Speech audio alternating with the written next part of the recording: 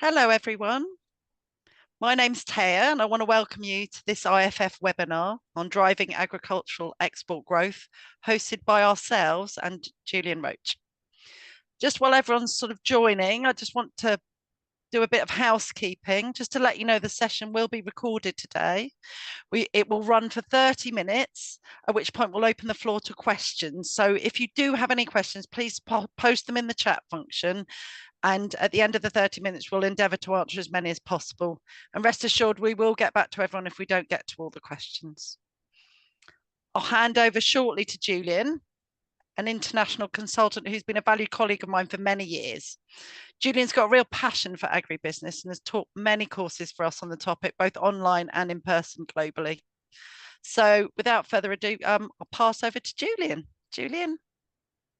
Thank you very much, Tay. It's a great opportunity to do this, and welcome everyone to the webinar. Let me just quickly, my own housekeeping here. Let me just share my screen and make sure that everyone can see it, and check that everyone can hear me. All good. Oh, good. So let's go. Let's do that. As Taya says, we'll take questions at the end. Right, okay, fascinating subject. I think for all of you attending, you must have an interest in this from wherever sector you're coming from, whether it's government or whether it's one of the stakeholders of agribusiness, or you're working for an agribusiness itself. And something we all care about deeply, I'm sure. But of course, driving agricultural export growth is not easy. There's no easy solution to this, and I'm acutely aware in this particular webinar that I'm setting out a roadmap which is highly integrated. For it all to succeed, every moving part in the machine has to work and do their bit. And of course, the reality is that not everyone does. And so if things don't go to plan, it's often beyond the control of any individual agribusiness to make that happen. And I wanted to make quite clear that I understand that point right from the start.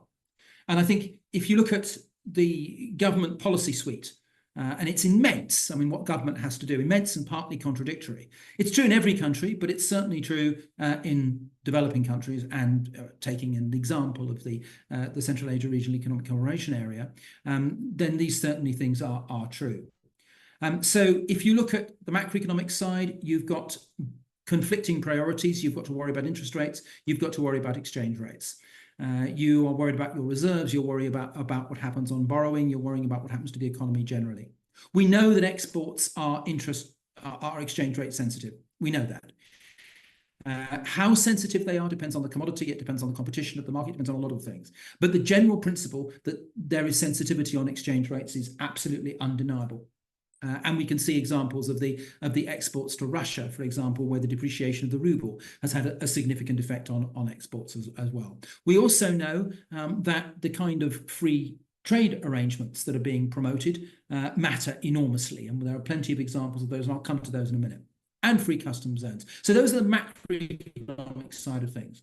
We know, looking at what's happened in terms of Central Asia, for example, that the share of Central Asian exports in general to Russia has been declining. Competition for domestic products, which is always a threat for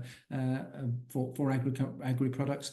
Perishability, and of course, underdeveloped supply chains as well. Plus macroeconomic shocks. I mean, we can't, of course, forget everything to do with the war. And of course, in response to that, Central Asia has been attempting to diversify its export markets. It's great to have the benefit of hindsight and know that you should do that beforehand. Although it has to be said that when I was doing a consultancy project for UNCTAD on this question a few years ago, diversifying exports were really high on our list of priorities, because we could see that dependence on Russia as an export destination was not desirable for anyone. I mean, it's not just Central Asia, and not just developing countries, and not just Russia either. But having a diversified export base is, of course, highly desirable, and government knows that. And some things are just beyond the control even of government itself. So import restrictions that get placed by importing countries, geopolitics, so the Russian and Kazakh wheat issues in 22, for example. But things work the other way as well. So Chile, for example, liberalized its imports, and those things matter very, very much as well.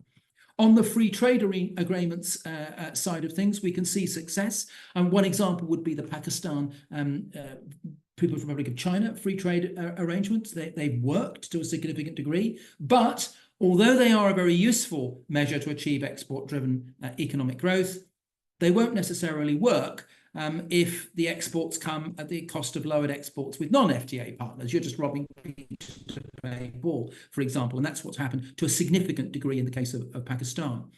So in general, if CAREC members and others want to negotiate bilateral, multilateral trade agreements, generally suggests you should be looking at the exportable surplus. This is a critical issue that we'll tackle later. And there has been progress. And we know in early 2024, for example, Uzbekistan and Turkmenistan signed a free trade zone agreement in the Shabbat district. And you've got vehicles and goods moving freely, and you've got single window centres for entrepreneurs, customs tax, certification, phytosanitary, transport, and so forth. All of those things that actually work.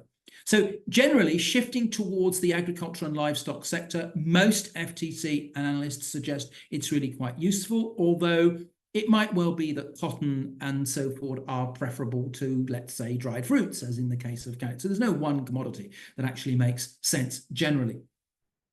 And then we've got sector development, and here's a long list of the sectoral developments that actually matter. So these things are domestic policies. They relate to all of cross agribusiness. So in benefiting the agribusiness sector as a whole, you are benefiting exports, and that is intensely problematic because these things are multidimensional and require government investment right across the board.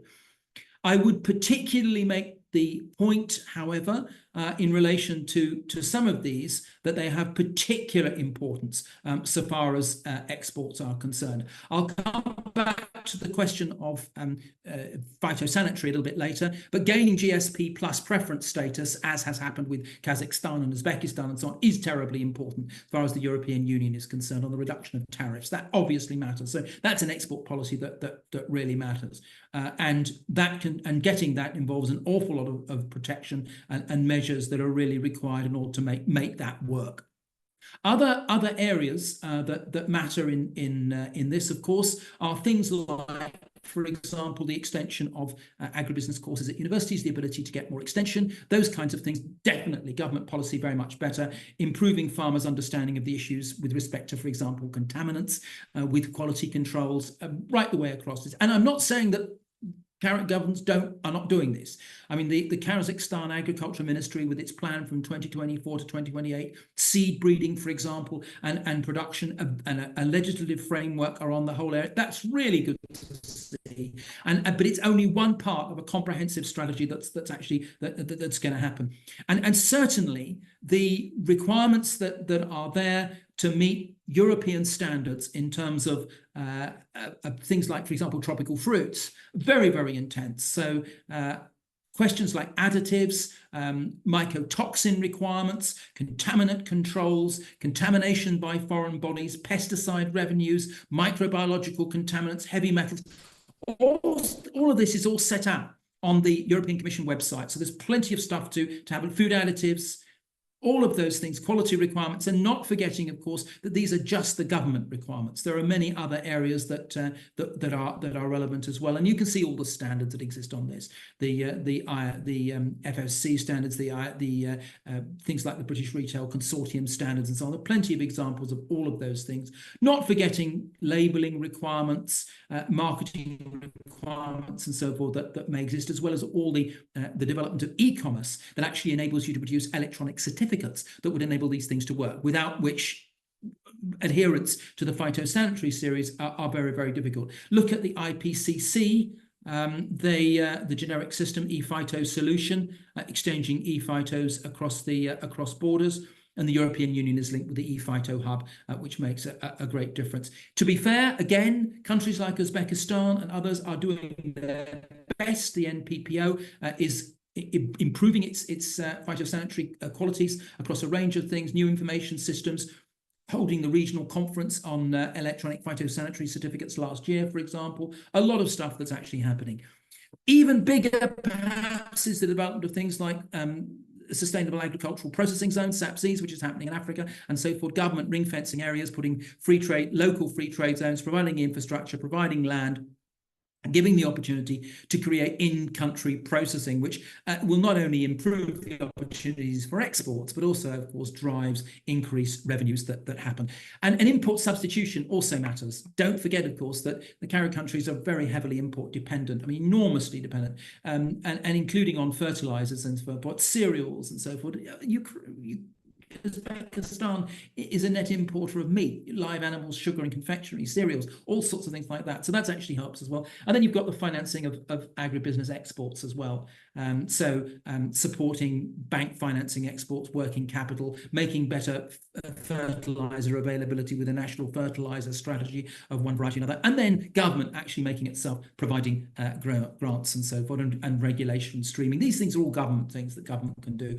And indeed, working with DFIs as well. I've just come back from teaching DFIs on this question. They're very anxious to help. They definitely, these are the kinds of things that DFIs are really interested in. I'm giving you an example here, the Netherlands with its water management expertise, stepping up to address Kazakhstan's water issues, for example, in climate areas, affected areas like Tairu and so forth. And that's got Dutch experts visiting and exchanging all those kinds of things. So that really matters. So government can do an awful lot. And putting a comprehensive plan together really, really works. Then there's the whole question of export regulations themselves. Sorry, this slide works perfectly well, except that it's got itself. That's better. There we go. There you go. That's better. So looking at the export regulations, you can see where the surveys are. This is the process of export regulations. They are complex. A lot of the CARIC members have actually improved already. They've got public key infrastructure being put in for electronic transactions, a network of issuers, digital signatures, and so forth. So there's been an improvement in that regard, privacy as well, but a lot don't have specific customer protection laws and others. So again, a series of recommendations which the European Union recommends and which is fairly clear to see. So multi-ministry task forces are required, private sector representation to be involved, legal advice being coordinated, all the usual stories, and working closely with the United Nations, the FAO and others to make those kinds of exercises. And the degree to which you can devolve these down to the private sector depends on how advanced you necessarily are and how you believe you are. But certainly joining things like the United Nations Conventions on Contracts for the Sale of Goods, and those kinds of conventions are again quite useful. Now, I don't want to depress you all, but looking at the competition, the way that the Australians take it, I live in an agricultural area in Australia as well as in Scotland. So I see the difference between the two. And certainly, although there are no formal subsidies to agriculture in Australia, this is the gold standard for how you organise government support for agribusiness in terms of promoting exports. So large quantities of production surpluses that already exist, so they've got no problems with domestic consumption sucking up the production that you've got, as they have with Pakistan and cotton, for example. There's no limit, it seems, to the amount of cotton that can be absorbed by the Pakistan market. So trying to promote exports of cotton from Pakistan is hiding to nothing. It's really difficult to do. So large production surpluses are there. So market grants for market expansion with a fixed time period over which they end. Lots of in-country engagement activity, so working closely with the ministries and the embassies in those countries and reporting back and using the embassies as an extension to the agribusiness's own activities. Plenty of accelerated work on technical market access. So China, for example, is improving and deepening its requirements on market access. So understanding exactly what the technical requirements for access into the Chinese market is increasingly important for everyone, as the Chinese market and India will also be important. Then so all of the industry associations and others can get these funds. Then you've got and the technical market access, scientific research and everything else that goes with that. I'm being quite quick here because I know that this is just frustrating to listen to, but $100 million into agricultural traceability, $100 million just into traceability, that won't solve everything, but the more commodities you're trying to export, the more difficult the traceability process actually is.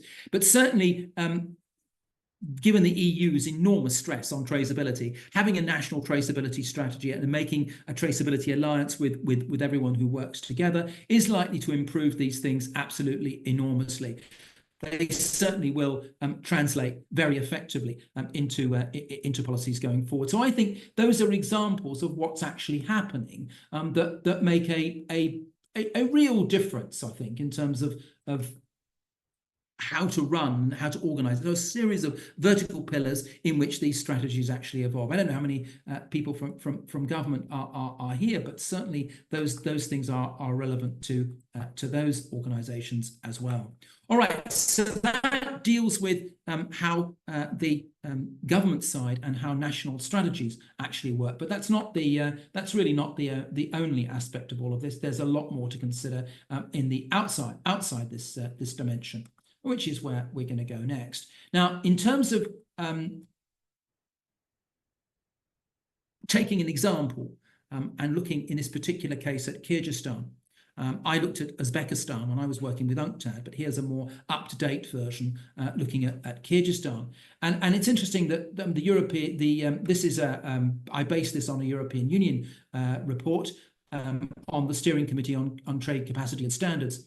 So this is looking at the expansion of Kyrgyzstan. Now, not to say that there are not successful Kyrgyzstan exports. There certainly are. Agriculture is the third largest sector in Kyrgyzstan, so a lot's going on. And forms about somewhere between 10 and 15% of GDP, how things work. So, and it's not as if Kyrgyzstan isn't involved in the WTO, so it certainly is. Regional integration is deepening as well, and it's been involved in, we've already mentioned the participation in the GSP Plus, and so forth. All of those things are actually happening. So there's plenty of current and plenty of potential opportunities that exist in Kyrgyzstan. So distinctive qualities, plenty of organic materials, growing demand consumers for organic goods and so forth. However, as in common with many developing countries and certainly Arab countries, fresh fruits particularly are generally produced on a small scale. And a lot is percentage at household levels, which is an issue. Inconsistent quality through yields, a constant complaint from purchasers. If you want to know why Turkey is so successful with apricot export, it's because of consistent quality, as well as deep relationships, which we'll come to a little bit later on. So quantities not being sufficient to meet market demand are a constant complaint, and it doesn't help when you don't have unification in the industry. So a lot operate through intermediaries, and then there are multiple intermediaries along the value chain, which is a constant complaint, again, from DFIs as well. Now, it's true that dried fruits have been a long-standing part of exports, but they have limited shelf life as well. Still, between 2018 and 2022, and it's gone on, there has been already a dramatic expansion in those industries. So there's been a lot of success, but the key destinations have been the Russian Federation, Germany, and interestingly enough, and I won't comment on this, Turkey. Most interesting that exports should go to Turkey. You can draw your own conclusions of all of those things. So a lot of facilitation. Business process analysis has been undertaken, and you can see a lot of these things that are being stated here in terms of what can be done. So things like improving and making more efficient border controls, improving transit rate, because transit and transit costs are so very, very considerable. And the transit route between Kyrgyzstan, Kazakhstan, the Russian Federation, for example, separate lanes lacking for trucks and all sorts of things. Getting more in-country accredited testing laboratories is very important. Getting human capital up on the farm, so making farmers understand what's actually required and getting them to work together more efficiently.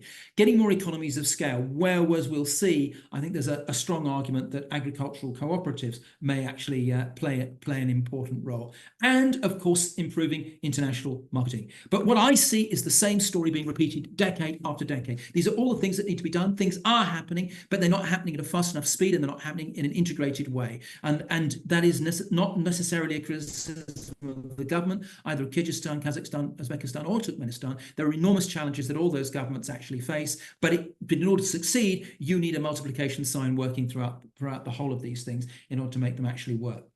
Okay, so that's the background to all of this. Now, I thought I would, on that basis, I thought I would have a quick little poll and ask you all what you think the main barrier to developing exports actually is. And I've mentioned some of these issues already, but I'd be really interested in your opinions. I've got my own opinions, but what do you think? Here's the poll. You have to pick one, I'm afraid. That's the only aspect of it. Please go ahead. Pick one. It's quite anonymous.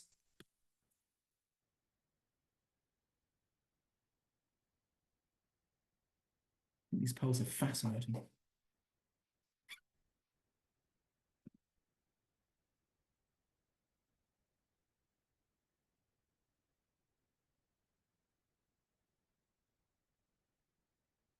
haven't got a complete view of this because there are quite a lot of them. That's it. I've got them all up now.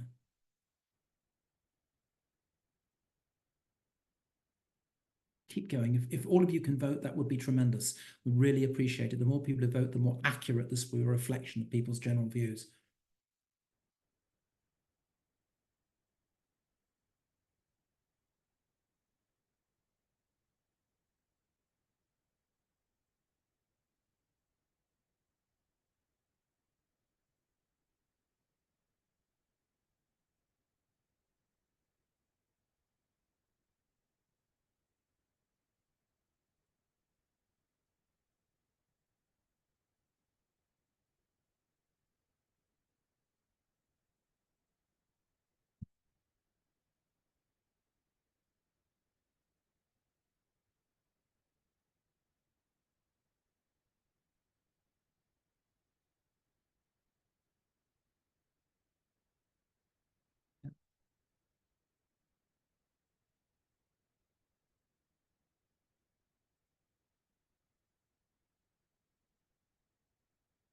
Minute or so, and then we'll draw a line.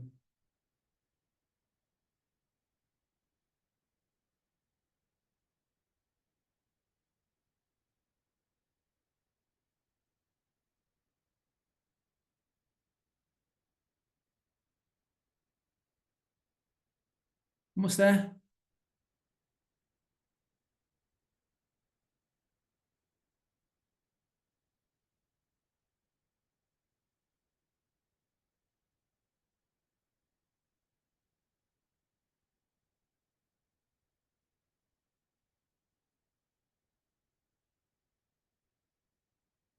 Okay, I think we should call a halt there. Other things to say, and that's very good. I'm just going to end the poll now. Oh, go on. If anyone else wants to vote, go on. Just a couple of seconds.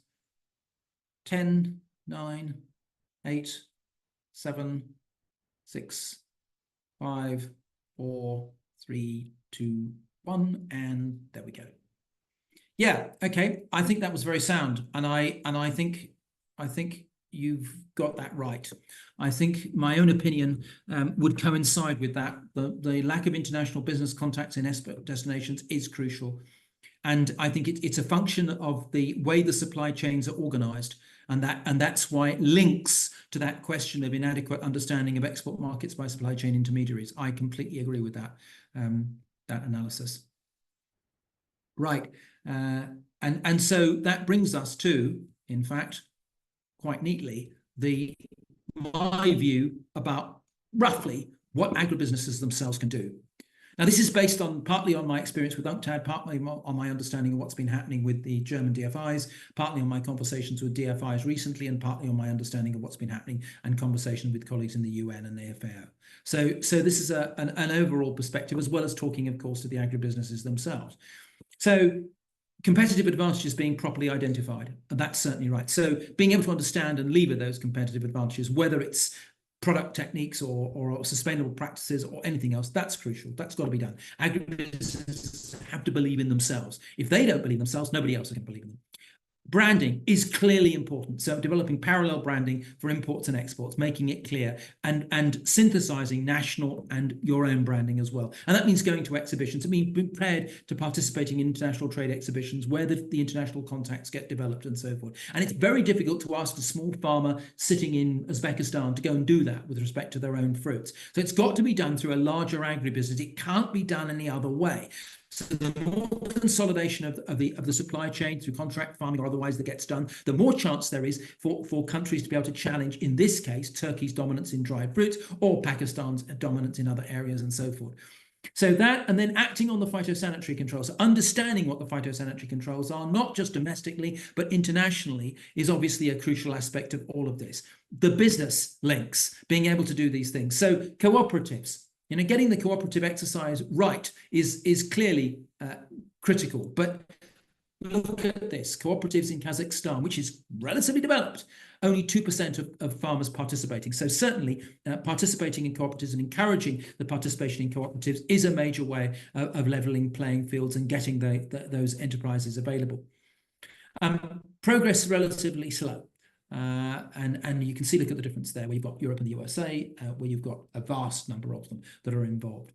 And certification. So this certification survey is about 3 years old now, but vast quantity of lacking of no certification at all, and absolutely no one having certification in global GAP, organic, or anything of those natures. So traceability networks, developing a traceability network, and then recognizing how that integrates with the way the European Union traceability networks, I think, is extremely important. And then working with the supply chain intermediaries. And there are plenty there from the international organizations for specific things, such as fruit organizations to wheat or anywhere else, but also digital access to trade documentation. Clearly, the Russians have been making that point very strongly, and of course that will help import into Russia as well.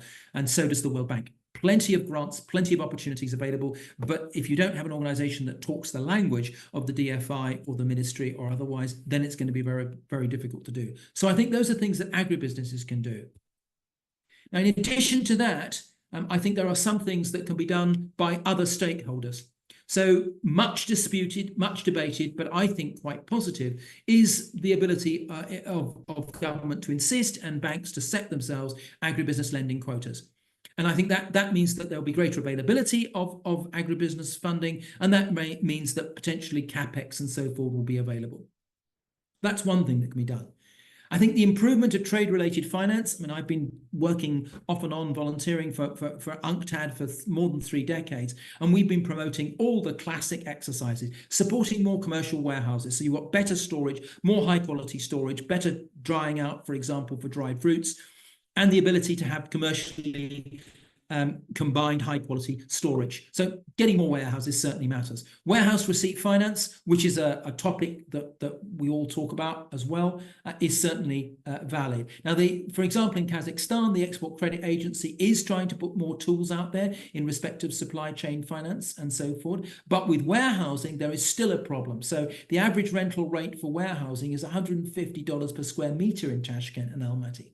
And in Kyrgyzstan, about 114 per square meter. And that's comparable to what's found in the European Union. So part of the problem is that there are not sufficient warehouses, and supply and demand is such that you're not getting enough of these to make things work. So more of those would be very, very helpful. I think also it's worth saying that alongside quantitative exercise of bank lending, it would be a very good idea if banks started encouraging. This is something that banks can actually do, but it's something that agribusiness can ask them to do as well. They can start pushing for more structured finance in respect of agricultural exports. So there are 3 types of structured finance that can potentially work with respect to agribusiness exports, and I think banks should look at all of them, not just the agro banks themselves, but more of them. And it's not as if there are not quantities of agricultural lending, although it was quite striking in the Kazakh case that a lot of lending and investment in agribusiness actually took place a number of years ago, and that's not been followed up necessarily. So it's important to keep that going on an annual basis. But one is by external reference pricing. So that can certainly be done. So the loan cost actually gets priced according to the grown commodity price itself, which reduces the cost of the loan to the growers and the traders, or whoever it happens to be, the agribusiness themselves, when the commodity price goes down. So that shares the risk. Performance criteria pricing, I mean, there's a lot of green loans floating around now, but perhaps you can produce export incentive loans and so forth, so that encourages exports. Banks could certainly do that. And perhaps some limited application of securitization, combining loans together and selling them off and so forth. Agribusiness loans, maybe, although I'm less enthusiastic about that third. I think the first 2 are real possibilities, particularly the second one, with all the rise in ESG funding and so forth, and that's very possible. And then finally, the investor approach to exports. We do have an issue with the development of private equity in countries like Kazakhstan, where there's illiquidity, where there's other sectors. There's lots of opportunities along the value chain, many, many different things that you can invest in. And that's a challenge because there's so much, processing, transportation, packaging, distribution of agricultural products, as well as fertilizer and genetics and seed technology and logistics and so forth. So all of these things are very attractive options, not just for private equity, but also for the DFIs as well. And there are plenty of opportunities for these things, but I think there's a bit of enthusiasm for high value opportunities lower down or higher up the value chain, depending on where you will look at it, closer to the consumer anyway. And that's potentially a threat to having investments that will emerge actually at the farmland area. And that's been an issue, for example, with the CF fund, which got deployed, but I don't think necessarily it's got spare funds. So that's been an issue. And I think time frame is another problem, that private equity wants its returns relatively quickly and doesn't always see that opportunity actually happening in the time frame that it wants. But there are indirect investment opportunities, joint ventures and so forth that may exist. And I think it's up to agribusinesses to go and track down those potential investors, those potential joint venture parties to get involved. All right, look, I promised I would finish now, and I shall. I think the big issue is, for me, is that I've presented an overall roadmap, an overall position of these things. I reiterate now what I said at the beginning, that none of this is easy.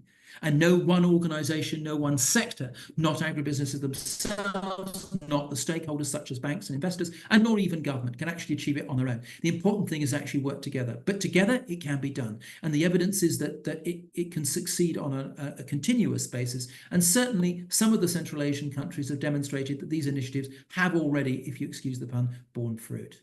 All right, thanks very much for bearing with me. Much appreciated. If anybody has any questions, please don't hesitate to put them, and I will do my best to answer them. Wow, okay, so there's a fair number of questions that I've got here. Julian, if you could read the questions out, because they can't all see them, if that's okay, when you answer them. Thanks. Do that. However, getting to be able to see them is another matter altogether. Just a second. I've got them here. Right.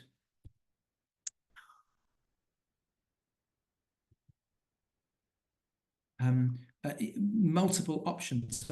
I'm not sure what was meant by multiple options. There are certainly plenty of multiple options right the way across the score of these things. Yes, I mean, of course, there are things like biochar fertilizers. There's plenty of these options, plenty of new environmentally sensitive fertilizer options, and of course the FAO is very, very keen on doing exactly that.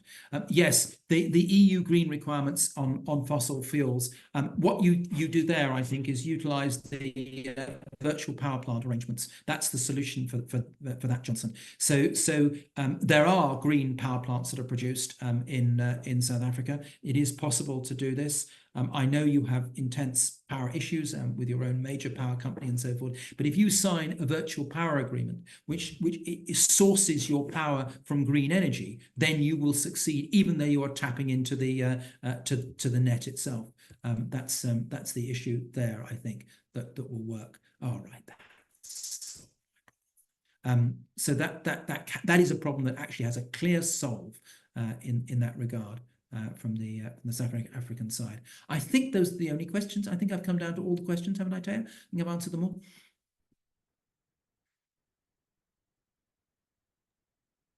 Yeah, I can't see any more. Does anyone have any more questions before we wrap it up?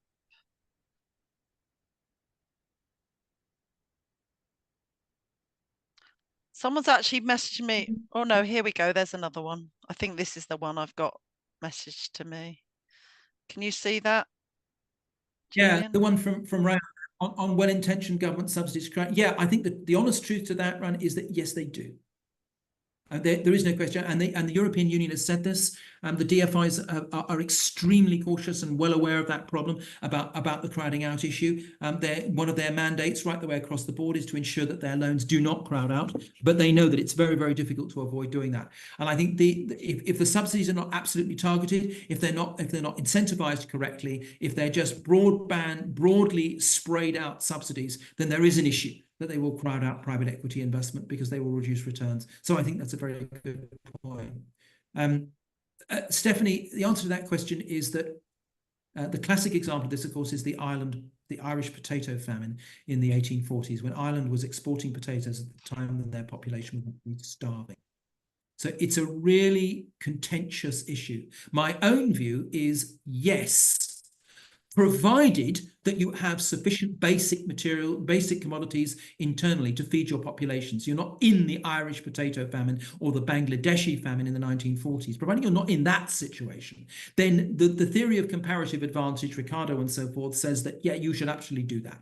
It doesn't matter what the supply is in your own country, providing you get a comparative advantage in exporting that commodity elsewhere, because you can always import what you need. So if you're producing high value commodity that is difficult to supply anywhere else, like Kenya is producing flowers, for example. They don't grow everything they need to grow inside, but they actually do have they can grow more or less everything they want, but they will produce flowers there and export them to Europe because they're a high value commodity. What doesn't make sense, of course, is producing low value commodities, not processing them in country, providing most of the profits up the value chain in the developed country that imports them, and then not having enough supply in your own country. So that's clearly wrong. But if you do it correctly, then yes, I think it's a very good idea. And that's what the issue about advancing along the value chain, which the FAO is so keen and the DFIs are so keen to do. That's why that really matters. From Zaid, how much time frame affects the trade? I'm not quite sure what that means exactly, Zaid, but I mean, in terms of time frames in relation to trade, yes, it really does, because currency volatility is one thing, but also price. If you've not got a forward trade arrangement so that you are locking in your price, and even then, even if you do have a forward trade arrangement, what you've often done is substituted credit risk for price risk. So I think yes, clearly it does matter, definitely. Precision agriculture. Right. Okay, Marcel, you're really pointing to what worries the FAO and what the DFIs are really concerned about this. The answer is it's a multi-pronged approach to all of this. So it can't be done by an individual farmer just wandering along to the market and saying, please give me a drone. That's not going to work. It has to be done via things like SGS, through rating agencies, rating cooperatives, as happening in Brazil. So, for example, Standard & Poor's has got a tool now where it's doing satellite mapping of farms. Admittedly, I'm talking Brazil. We're not talking a slouch at all in terms of international competitiveness. But agricultural cooperatives are big in Brazil, so each one of them wants to borrow. They have working capital they want, and therefore they get rated. And the rating agency turns to satellite technology, which then maps on a precision basis where they're going and gives them a very precise rating on the basis of microclimate, on the basis of the state of the soil in the individual farms, meter by meter. So meter by meter, and then gives an overall assessment. So that's the way to do it. You need scale. You need scale. I think that's the real answer to that question. It's not going to be possible for a long time to do it on a really basic level. Look, here, even in Western Australia, where you've got pretty advanced farming and so forth, it's still pretty rare to see drones and so forth. They are in use. Precision farming is happening. You do get the dropping of fertilizer according to the right soil nutrient qualities and so forth, but not at the level of perfection that you would want, and not everywhere. So absolutely. Look, let me just keep going. I missed that one there. Oh no, I haven't. It's the next one down. Yes, the certification for organic is extremely expensive. Right. So this is a government issue. Government needs to provide that opportunity on a working capital basis. There are grants available, or ought to be available, from government to go and do this. If not, then it's a matter of agribusinesses getting together and pressuring government to do this. There's also supply chain finance potentially available. If you've got an organization up the supply chain that wants to export organic oranges or whatever it happens to be, but doesn't have the supply, then they may well be willing to advance that money for the organic certification, and then get it back over time. So supply chain finance is one, grants are another, DFIs and working internationally is another. But I perfectly accept that at the farm level, individual farmers, even cooperatives, find it extremely difficult to do. But there are ways and means, and certainly the international agencies are willing to help in this regard if they are correctly approached, and if what the approach, by correctly I mean if the package of approach to them involves guarantees and the ability for them to come and check and so forth, traceability, and it's on a sufficient scale to make it worthwhile for them to go and do it. So it can be done, but I do appreciate it's not easy. Any other questions?